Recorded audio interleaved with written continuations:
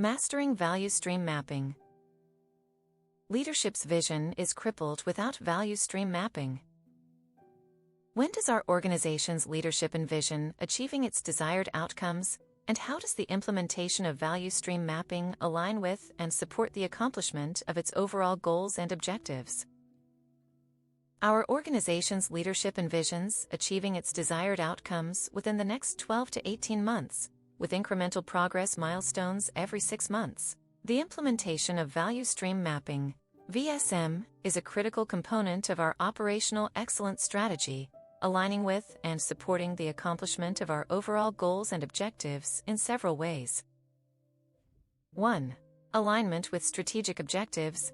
VSM will help identify and eliminate waste, reduce variability, and improve flow, resulting in increased efficiency, productivity, and quality. These improvements will directly contribute to achieving our organization's strategic objectives, such as reducing costs, improving customer satisfaction, and enhancing overall competitiveness.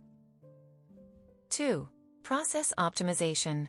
By applying VSM, we will gain a deeper understanding of our value streams, allowing us to optimize processes, eliminate non-value-added activities, and streamline workflows.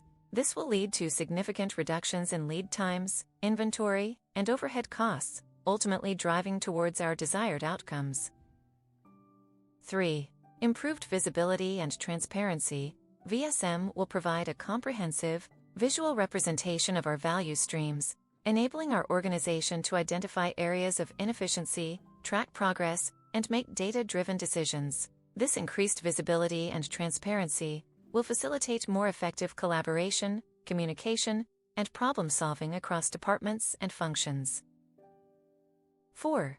Employee engagement and development. The VSM methodology encourages active participation from employees at all levels, fostering a culture of continuous improvement and employee empowerment. As employees develop their VSM skills, they will become more adept at identifying opportunities for improvement, driving innovation, and contributing to the achievement of our organization's desired outcomes. 5. Data-driven decision-making. VSM's focus on data collection and analysis will enable our organization to make informed, fact-based decisions, reducing the risk of implementation errors, and ensuring that resources are allocated effectively. This data-driven approach will help us prioritize initiatives, allocate resources, and measure progress towards our desired outcomes. By integrating value stream mapping into our operational excellence strategy, our organization will be better equipped to achieve its desired outcomes within the envisioned timeframe. The beauty of value stream mapping lies not just in its ability to streamline processes, but in the raw, unfiltered emotions it exposes along the way. I recall a particular project where our organization's leadership sought to revamp its supply chain management system. The goal was ambitious: shave off 30% of the production timeline while maintaining quality. Easier said than done, of course. As I delved into the project, I knew I'd have to confront some uncomfortable truths. The first few weeks were like trying to navigate a maze blindfolded. Meeting after meeting, I saw frustration etched on the faces of my team members. Our initial value stream map looked like a tangled mess of post-it notes and scribbled arrows. It was as if we'd unleashed a tidal wave of inefficiencies, only to realize we'd been living in a world of make-believe, pretending our processes were optimized.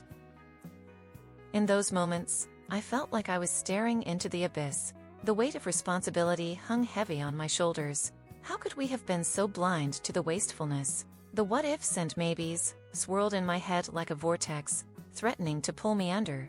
Yet, I knew I had to hold my nerve, to take a step back and recenter.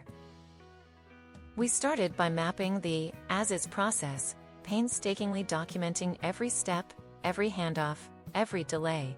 It was like performing an autopsy on our own operations. The exercise was brutal, but necessary.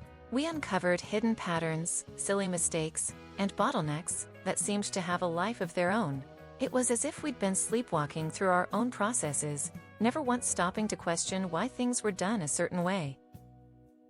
The breakthrough came when we started to see the value stream as a living, breathing entity. We began to empathize with our own customers, walking in their shoes, and experiencing the frustration of delayed shipments and mislabeled products. Our map transformed from a drab, two-dimensional representation into a three-dimensional organism, pulsing with the rhythm of our organization. I remember a particularly wrenching meeting where we confronted the 800-pound gorilla in the room, our own biases and assumptions. We had to confront the harsh reality that some of our sacred cow processes weren't as sacred as we thought. It was like admitting to ourselves that we'd been living in denial, perpetuating inefficiencies under the guise of "this is how we've always done it." But it was in that moment of collective vulnerability that we found our turning point. We began to see that our struggles weren't unique, that every organization grapples with the same demons. Our value stream map ceased to be just a tool. It became a catalyst for a cultural shift. As we redesigned our processes, we did so with a newfound sense of humility and curiosity. We started to see the beauty in the imperfections, the hidden patterns, and the unspoken rules that governed our operations. It wasn't about eliminating waste. It was about embracing the complexity and finding harmony within the chaos. The outcome?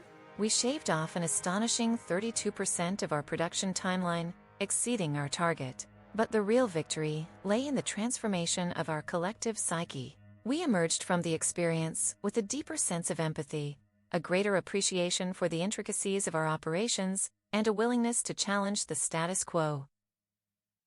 Value stream mapping, in the end, was never just about optimizing processes. It was about exposing the raw emotions, the unspoken fears, and the deep-seated biases that govern our actions.